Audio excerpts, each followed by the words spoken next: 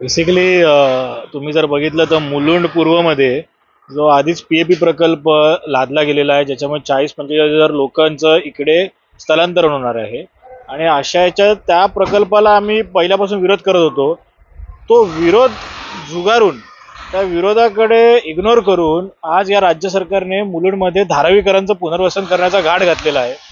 त्याला सुद्धा आम्ही प्रचंड विरोध केलेला आहे. लोकप्रतिनिधी सांगतात की हा त्यांचा विरोध आहे, परंतु 14 ऑक्टोबर 2024 म्हणजे जेव्हा निवडणुकीचा प्रचार चालू होता, आचारसंहिता जस्ट दुसऱ्या दिवशी लागणार होती, यांनी 58 एकर मुलुंडमधली जी जागा आहे, जी केळकर कॉलेजला लागून आहे, केळकर कॉलेजची भिंत आणि स्मशानाची भिंत इथून जी ईस्टर्न एक्सप्रेस हायवे पर्यंत जी 58 एकरची जागा आहे, त्याच्यावरती धारावी पुनर्वसनाचा घाट घातलेला आहे.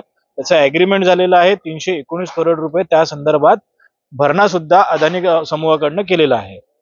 या प्रकल्पामुळे मुलुंडमध्ये जो ताण निर्माण होतो, विचार करा, मुलुंडची लोकसंख्या 20ची 1.25 लाख आहे, 1.25 ते 1.5 लाख, आणि 3 ते 4 लाख लोकांचं जेव्हा पुनर्वसन होईल तेव्हा हे मुलुंड मुलुंड राहील का? या मुलुंडचं नक्कीच तेव्हा नवीन धारावी असं नामांतरण होईल, हीच आमच्यात शंका आहे. आणि त्यासाठी निषेध म्हणून आम्ही हे ठिकठिकाणी जे नागरिकांनी फलक लावलेले तुम्हाला दिसत आहेत. ओके. या ठिकाणी लावण्याचं आपल्या बॅनर काढण्यात आलंय, तर काय सांगाल आपण? काय आहे की किती सत्य तुम्ही झाकायचा प्रयत्न केला तर ते झाकलं जात नाही.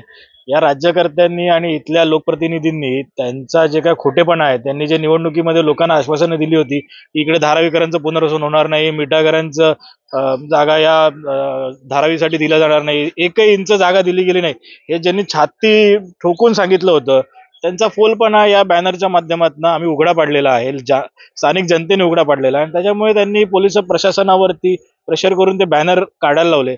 परंतु याच्याने सत्यता कुठे लपणार नाहीये. अग्रीमेंट झालेला आहे, 14 ऑक्टोबर 2024 अग्रीमेंट आहे. 319 कोटी रुपये भरण्यात आलेले आहेत आणि त्यामुळे बॅनर काढून काही सत्य लपणार नाहीये. वारंवार आपण जे जनप्रतिनिधी त्यांच्या या आपल्यामध्ये सहभाग होताना दिसून येत नाही, आणि काय सांगाल? कसे सहभाग होतील? जर त्यांना खरंच मुलुंडमध्ये हे धारावीचं पुनर्वसन असेल, पीएपी प्रकल्प असेल, हे रोखायचं असतं तर त्यांनी याच्यात सहभाग घेतला असता. परंतु कुठेतरी हँड टू हँड ज्याला आपण बोलतोय, ह्यांचेच हात दगडाखाली आहेत, त्यामुळे यांचा सहभाग तर नक्कीच नसणार. आपण जे नाकारे राजकर्ते हे त्यांच्या हस्ते होणार आहे, तर कोण आहेत त्या, कोणाच्या हस्ते करणार आहे म्हणून? मुलुंडचे जे म्हणजे जे लोकप्रतिनिधी आहेत, जे या सरकारमध्ये बसलेले आहेत, आज केंद्रात त्यांचं सरकार, राज्यात त्यांचं सरकार, महापालिकेमध्ये प्रशासन राज्य त्यांच्या हातात आहे.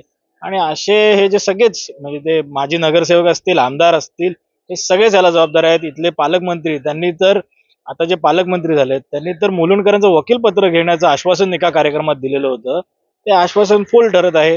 एवढंच आता या बॅनरच्या माध्यमातून लोकांपर्यंत मेसेज जात आहे. ज्या प्रकारे आपण बॅनर पत्रव्यवहार पण करणार आहे की या म्हणून जनहित याचिका ऑलरेडी दाखलेली आहे. लवकरच ती जनहित याचिका जी सॉल्टच्या संदर्भात आहे ती बोर्डावरती येईल आणि त्यातून नक्कीच काहीतरी निकाल चांगला लागेल.